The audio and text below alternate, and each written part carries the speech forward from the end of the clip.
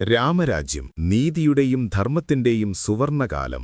എന്നാൽ എല്ലാ അവതാരങ്ങൾക്കും ഒരവസാനമുണ്ട്. ലക്ഷ്മണന്റെ വേർപാടിനു ശേഷം സീത ഭൂമിയിലേക്ക് മടങ്ങിയ ശേഷം തന്റെ അവതാരലക്ഷ്യം പൂർത്തിയായെന്ന് രാമൻ തിരിച്ചറിഞ്ഞു. എങ്ങനെയായിരുന്നു മര്യാദാപുരുഷോത്തമനായ ശ്രീരാമന്റെ ഈ ഭൂമിയിലെ അവസാന നിമിഷങ്ങൾ? ഭക്തിയും സങ്കടവും നിറഞ്ഞ ആ മഹാപ്രയാണത്തിന്റെ കഥയിതാ. വീഡിയോയിലേക്ക് പോകുന്നതിനു മുൻപായി ഈ വീഡിയോ ഇവിടെ നിന്ന് കാണുന്നു, ഏത് സമയത്ത് കാണുന്നു എന്ന് കമന്റ് ചെയ്യുക. ഇനി വീഡിയോയിലേക്ക് പോകാം. യമധർമ്മൻ കാലപുരുഷന്റെ വേഷത്തിൽ രാമനെ കാണാൻ വന്നു. ഭൂമിയിലെ സമയം അവസാനിച്ചുവെന്ന് അദ്ദേഹം രാമനെ ഓർമ്മിപ്പിച്ചു. ലക്ഷ്മണൻ സരയൂ നദിയിൽ ആത്മത്യാഗം ചെയ്തതോടെ രാമൻ തീർത്തും ഏകാകിയായി. അദ്ദേഹം തന്റെ പുത്രന്മാരായ കുശനെയും ലവനെയും രാജ്യഭാരമേൽപ്പിച്ചു. അയോധ്യയിലെ ജനങ്ങളോടും തന്റെ വിശ്വസ്തരായ വാനരപ്പടയോടും യാത്ര പറഞ്ഞ് അദ്ദേഹം സരയൂ നദിക്കരയിലേക്ക് നടന്നു. അയോധ്യ മുഴുവൻ ആ മഹാപുരുഷന്റെ പിന്നാലെ അണിനിരന്നു. സരയൂ നദിയുടെ കുളിർമയുള്ള ജലത്തിലേക്ക് രാമൻ സാവധാനം ഇറങ്ങി. വെള്ളം അദ്ദേഹത്തിന്റെ പാദങ്ങളിൽ തൊട്ട നിമിഷം പ്രപഞ്ചം മുഴുവൻ ശരണമന്ത്രങ്ങളാൽ നിറഞ്ഞു. പെട്ടെന്ന്